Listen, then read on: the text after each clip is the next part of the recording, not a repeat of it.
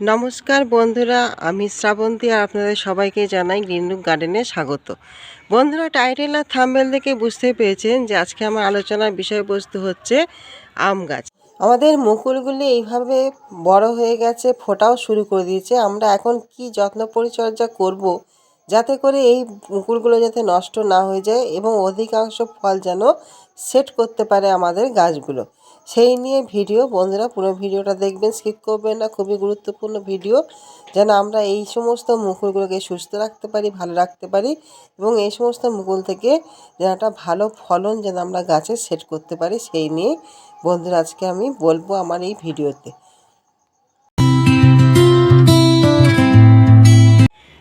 যখনই আমাদের মুকুলগুলো আসা শুরু করে তখন থেকেই আমাদের কিন্তু রোগ প্রতিরোধের জন্য একটা আলাদা প্রোটেকশান কিন্তু দিতে হয় এই সমস্ত মুকুলগুলিকে।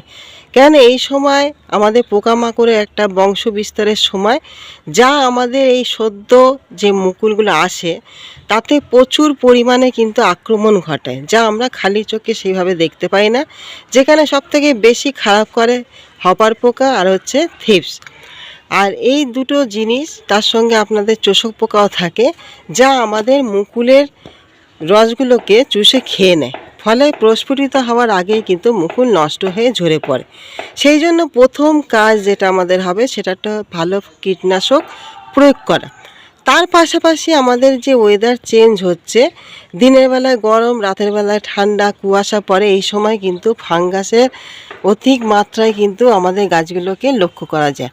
সেখান থেকেও কিন্তু আমাদের এই সমস্ত গাছগুলোকে কিন্তু বাঁচাতে হবে, যাতে আমাদের ফাঙ্গাস যেন আমাদের গাছগুলোতে না লাগতো। অনেক সময় আমরা দেখতে পাই যে আমাদের মুকুলগুলো কি হয়, কালো হয়ে ঝরে পড়ে। এগুলো সাধারণত ফাঙ্গাসের কারণেই কিন্তু ঘটে। সেই জন্য আমাদের কীটনাশকের পাশাপাশি একটা ফাঙ্গিসাইডও আমাদের গাছে কিন্তু এই সময় স্প্রে করতে হবে। আমরা স্প্রেটা এমনভাবে সারবো, আমরা 1 লিটার জল নেবো।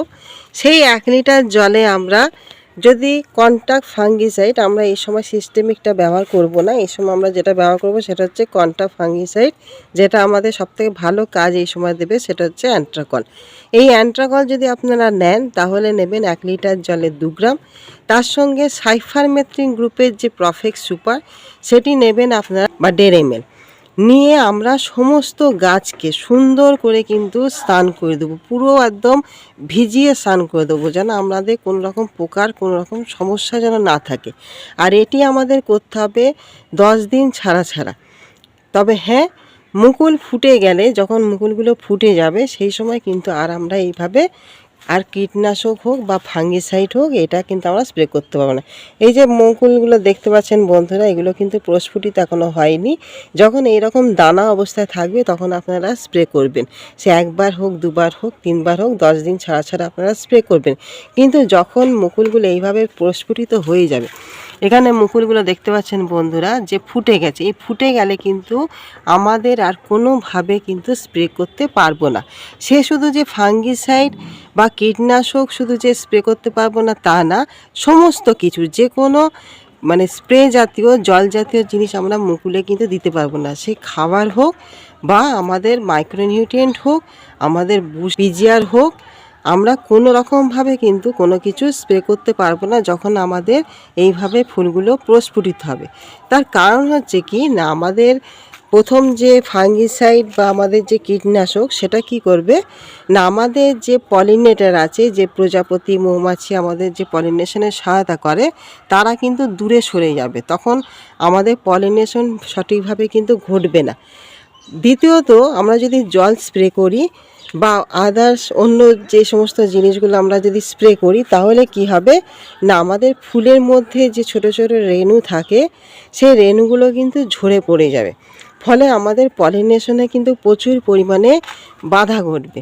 সেই জন্য আমরা যখন ফুল ফুটে যাবে সেই অবস্থায় কিন্তু কোনোভাবে কোনো জিনিস, এমনকি জলও পর্যন্ত কিন্তু আমরা মুকুলে স্প্রে করব না। এটা গেল আপনাদের মুকুলটাকে সুস্থ রাখতে, ভালো রাখতে, এটা আমাদের প্রথম কাজ।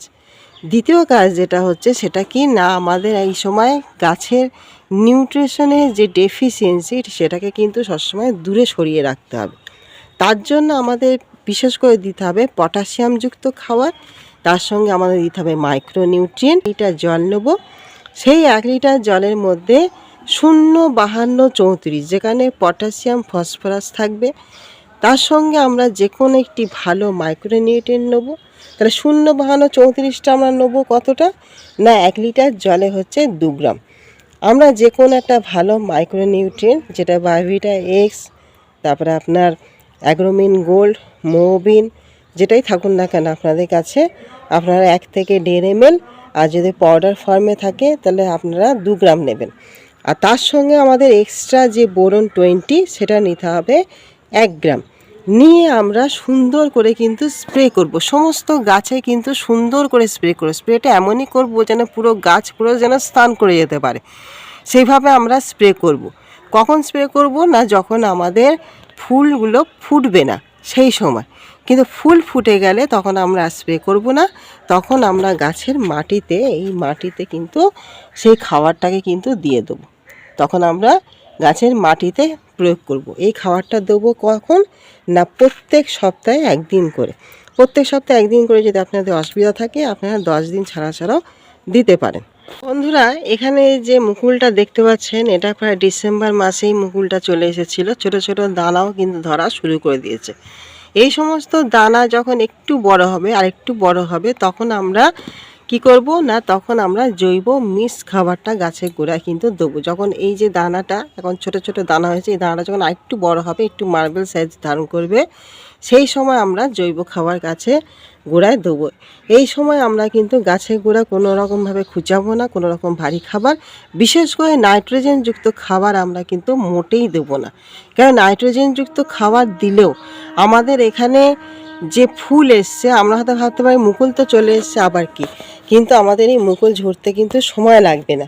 যখনই তারা নাইট্রোজেনযুক্ত খাবার পেয়ে যাবে তখন কিন্তু মুকুলগুলোকে কিন্তু ঝরিয়ে ফেলবে। সেই জন্য নাইট্রোজেনযুক্ত খাবার কিন্তু কোনো মতেই দেওয়া যাবে না। কলার খোসা ভেজানো জল, পেঁয়াজের খোসা ভেজানো জল, আলুর খোসা ভেজানো জল, এগুলো তো আমরা কি জানি না প্রচুর পরিমাণে এতে কী থাকে, পটাশিয়াম থাকে, সালফার থাকে, এবং আমাদের এতে নানা রকম মাইক্রোনিউট্রিয়েন্ট জাতীয় উপাদানগুলোও কিন্তু থাকে, যা আমরা কিছুদিন ভিজিয়ে রেখে সেই জলটাও গাছের গোড়ায় কিন্তু প্রয়োগ করতে পারি।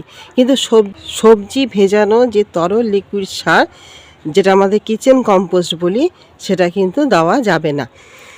মোটামুটি বন্ধুরা, আমাদের মুকুলের যে অতি যত্ন করতে হবে তা না, কিন্তু সামান্য কিছু কেয়ার যদি আমরা করতে পারি, যদি আমরা মুকুলগুলোকে সুস্থ রাখতে পারি, নিউট্রিশনের অভাব দূর করে রাখতে পারি, তাহলে কিন্তু আমাদের গাছ ভরে আম আসতে কোনো বিপত্তি কিন্তু থাকবে না।